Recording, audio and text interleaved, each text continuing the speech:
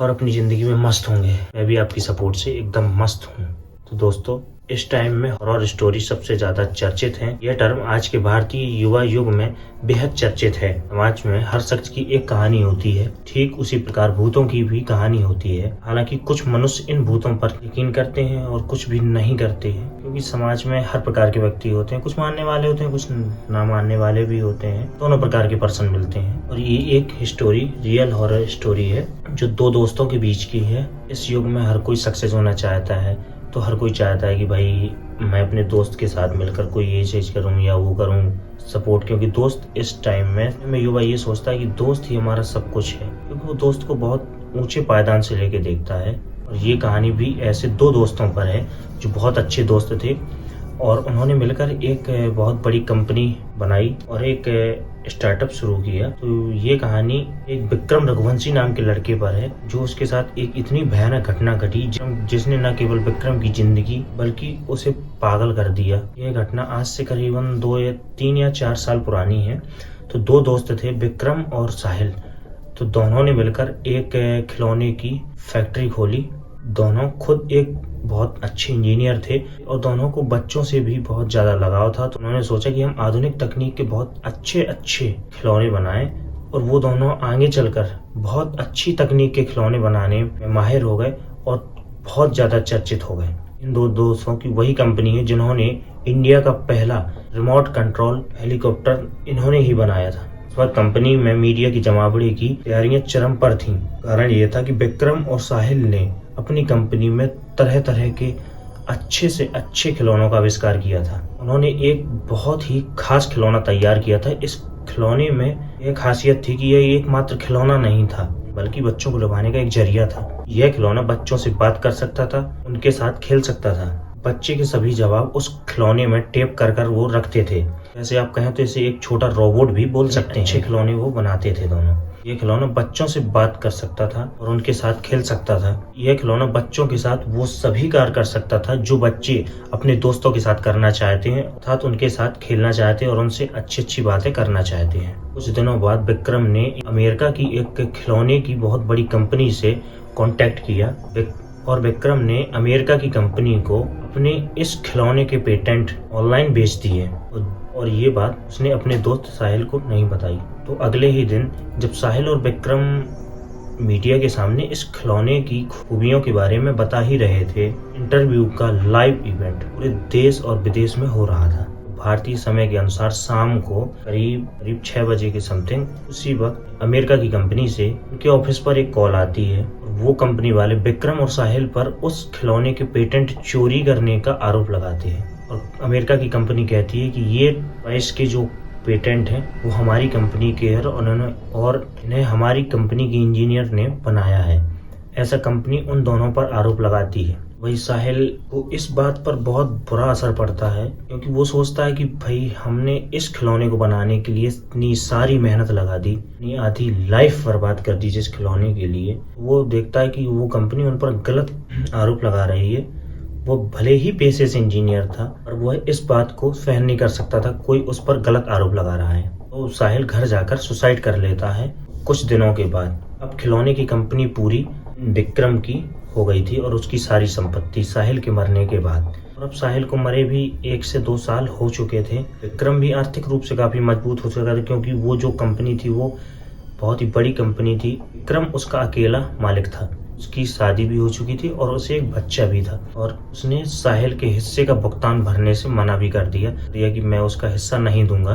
तभी कुछ दिन बाद जब विक्रम अपनी कंपनी से वापस लौट रहा था तो रात के करीब 9 बजे उसे याद आया कि उसे रॉयल्टी के कागज ऑफिस में छोड़ आया है। तो वह वापस गया और अपने रॉयल्टी के कागज ढूंढने लगा, क्योंकि रॉयल्टी के कागज को दिखाकर ही वह अमेरिका की कंपनी से अपने पेटेंट को बेच सकता था। उसने अमेरिका की कंपनी को रॉयल्टी देने का वादा भी किया था। वह वापस ऑफिस आया और वह रॉयल्टी को ढूंढने लगा।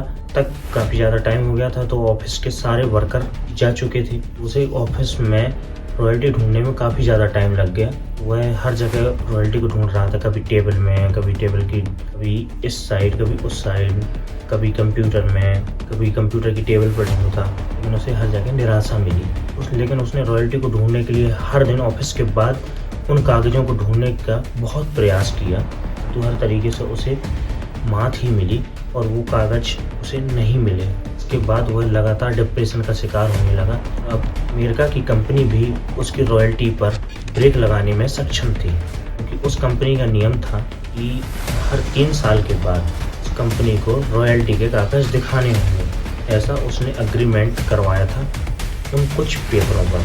वह कागज़ ढूंढते ढूंढते इतना ज़्यादा पागल हो गया, क्योंकि उसे पता था कि अगर रॉयल्टी नहीं मिली तो अमेरिका की कंपनी उसकी कंपनी रॉयल्टी को कैंसिल कर देगी, जिससे वह उसकी कंपनी इतने खिलौने भी नहीं बना सकेगी, ना ही मार्केट में वो खिलौने बिकेंगे कि इतने कम बिकेंगे कि वह अपने घर का खर्च भी ठीक से नहीं चला सकता। इतने कम खिलौने मार्केट में बिकेंगे उसके। तब उसने सोचा कि कंप्यूटर में सेव फाइल से समझकर वह एक ऐसी डॉल बनाएगा ताकि उसकी अच्छी खासी कमाई हो जाए।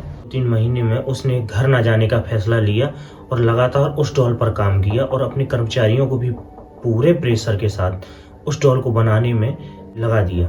उसने यह फैसला अपनी वाइफ को भी बता दिया था कि मैं एक बहुत ही अलग किस्म की डॉल बना रहा हूँ। और इन 3 महीनों में अमेरिका की कंपनी ने भी उसकी कंपनी को एक मैसेज डाल दिया था कि अब वो उन्हें रॉयल्टी नहीं दे पाएंगे। ये फैसला उसके लिए हैरान कर देने वाला नहीं था, क्योंकि वह पहले से ही जानता था कि ऐसा आगे चल के होने वाला है। इसलिए वह अपने दूसरे खिलौने के आविष्कार में लगा हुआ था और कुछ समय के बाद उसे अपने कार्य में सफलता मिली और उसने वह खिलौना बना लिया जो बहुत ही ज़्यादा अलग था। खिलौने में आधुनिक वक्त के हिसाब से काफ़ी अच्छी तरीके से अच्छी तकनीक का इस्तेमाल किया गया था।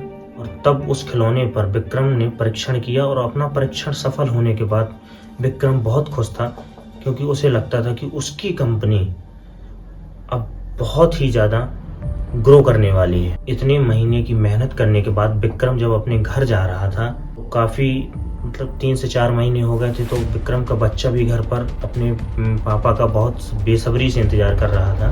विक्रम को भी याद आया कि उसका बेटा काफ़ी दिनों से उसका इंतज़ार कर रहा है, तो उसने जिस खिलौने को बनाया था उनमें से एक खिलौने को वो अपने बेटे के लिए अपने साथ ले जाने लगा।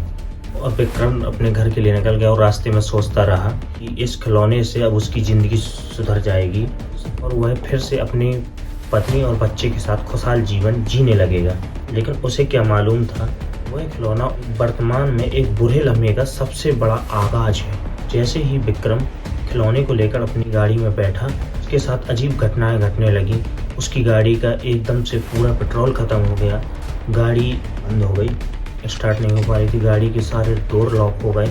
उसे गाड़ी के अंदर घुटन महसूस होने लगी। खिलौने में से भी अजीब प्रकार की आवाज़ें आने लगी जो उसे पूरी तरीके से पागल कर रही थी। वो इतनी ज़्यादा दर्दनाक आवाज़ थी कि विक्रम उन्हें सहन नहीं कर पा रहा था। वो इतनी भयानक आवाज़ें थी। तो विक्रम बेहोश हो चुका था। कुछ समय के बाद जब उसे होश आया तो उसने खुद को अपने घर के बाहर खड़ा हुआ पाया। उसके रोंगटे खड़े हुए और वह घबरा कर अपने घर की ओर भागा। उसे इस तरीके से भागते हुए देखकर उसकी पत्नी भी घबरा गई और उसने पूछा कि आपको क्या हुआ है, ये आप इस तरीके से क्यों घबराए हुए हो। जब विक्रम के बच्चे ने विक्रम के हाथ में उस डॉल को देखा तो उसने सोचा कि उसके पापा उसके लिए अच्छी डॉल लाए हैं, तो वह डॉल को लेने के लिए पापा की ओर तेजी से दौड़ा। विक्रम ने झट से उस डॉल को अलमीरा में रख दिया और उसमें ताला लगा दिया, चाबी अपने पास रख ली। उसने कंपनी के मैनेजर को तुरंत फ़ोन किया और कहा कि इस पेटेंट की जितनी भी डॉल हैं, इन सब का आविष्कार तुरंत के तुरंत अभी रोक दो। उसने फैसला लिया कि इस डॉल को वो अलमीरा में लॉक करके इसे समुद्र में फेंक देगा। उसे दोबारा देखने के लिए जब उसने अलमीरा को खोला तो उसने देखा कि खिलौना वहाँ पर नहीं था। वह बहुत ज़्यादा चिंतित हो गया और वह दौड़कर अपने बेटे के पास भागा, क्योंकि उसे लगा कि कहीं ऐसा ना हो कि वो उसका बेटा ले गया हो। लेकिन जब वह वहाँ पहुँचा और उसने बेटे को देखा, उसने वही देखा जो उसे इस बात का उसे बहुत ज़्यादा डर था। उसका बेटा उस डॉल के साथ खेल रहा था। जब विक्रम ने अपने बेटे के हाथ से उस डॉल को खींचा तो डॉल अजीब प्रकार से भयानक आवाज़ों में जोर जोर से हंसने लगा और बोलने लगा कि तू मेरे से पीछा नहीं छुड़ा पाएगा, तूने मेरी मेहनत को चंद पैसों में बेच दिया। विक्रम को याद आया कि यह आवाज़ तो उसके दोस्त साहिल की है, जो कुछ साल पहले मर चुका था। यह आवाज सुनकर वह बहुत ज्यादा भयभीत हो गया और उसने इस डॉल को उठाकर समुद्र में फेंक दिया। लेकिन इसके बाद भी उसे बाहर की आवाजें सुनाई देती नहीं और उस आवाज ने विक्रम को पूरी तरीके से पागल कर दिया और विक्रम आज तक पागल खाने में अपनी जिंदगी पागलों की तरह गुजर बसर कर रहा है। तो दोस्तों इसीलिए कहते हैं कि कभी भी अपने दोस्तों को क्योंकि बाद में इसका परिणाम बहुत ही बुरा होता है। कैसी लगी आपको ये स्टोरी कमेंट में जरूर बताएं। मिलते हैं एक नए पॉडकास्ट के साथ।